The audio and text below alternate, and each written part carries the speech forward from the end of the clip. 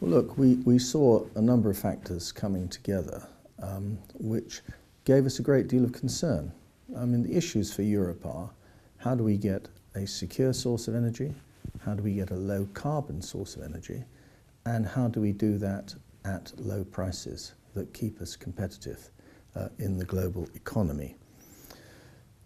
Just expanding briefly on that, we are in a very tough time economically. Consumers are squeezed. We need to think about how we're going to protect them. We have an investment issue. This continent needs a great deal of investment, and we've got to find a way of liberating that and dealing with the challenge we face. And the issue of greenhouse gas emissions needs to be dealt with, and on top of that we have a very, very pressing matter, which is the closure of coal-fired power stations. Now you take all these things together, the big three issues, we call this the trilemma, and there are conflicting priorities, and for Europe to succeed we have to pick our way through these and come up with a policy framework which lets us reach those objectives. And I just repeat them really: energy security, low carbon energy, and the lowest possible price energy that we can get.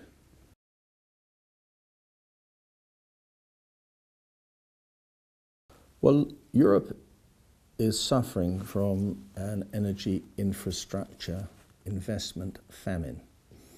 The people you would expect to invest in this, which is the power companies, have relatively weak balance sheets. The investment climate is very challenging because people are very reluctant to commit to things where there isn't some certainty.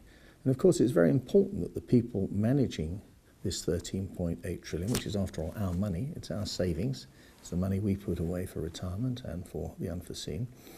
It's very, very important that those people investing our money have a framework of security in the sense of what policy will be.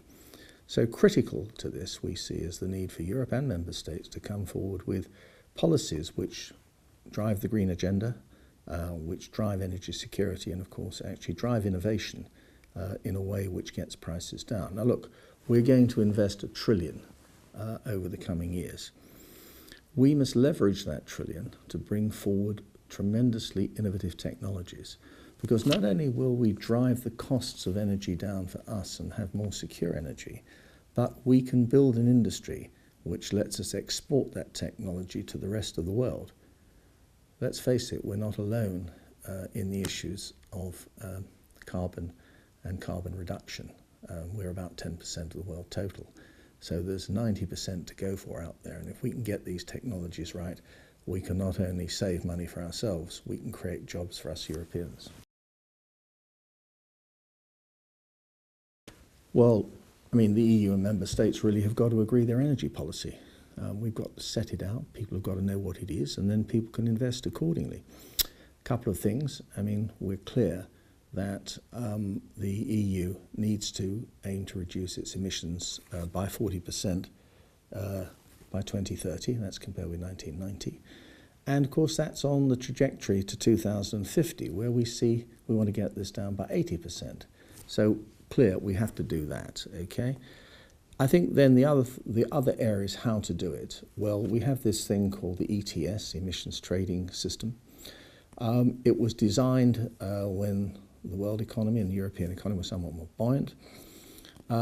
It has not delivered, and we need it to deliver. We need a floor in the carbon price. Only if we have that floor can investors know which technologies to invest in to deliver what we need to. So we're very much calling for that. We appreciate the difficulties in Europe. I mean, some countries don't want to import gas from the east, they want to burn coal. And that presents a challenge among the 27, but we have no doubt that that will be resolved in time. And finally, we need a target for renewables. It's very impressive what the Germans have done. It's impressive what we've done in offshore wind. But we need targets, because these are expensive technologies at this stage, and we need to prime the pump to make sure that they become cheaper, more available, and of course help to reduce carbon emissions. What will happen next is, of course, we will present this report to Parliament.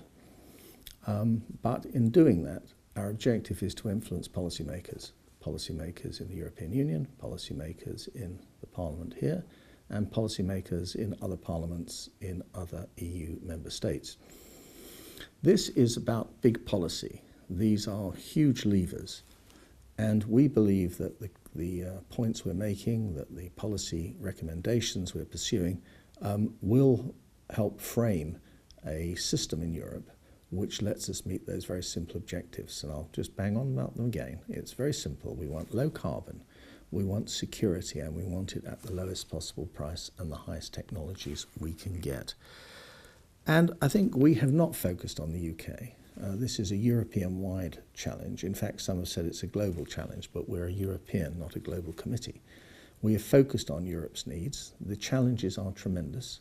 And frankly, if we don't do something about it, we're going to be faced with power shortages.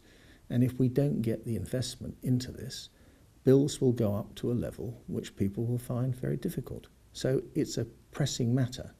And we still feel there's a little bit of complacency out there, both in the Commission and Member States. And we challenge them to get on and do something about it.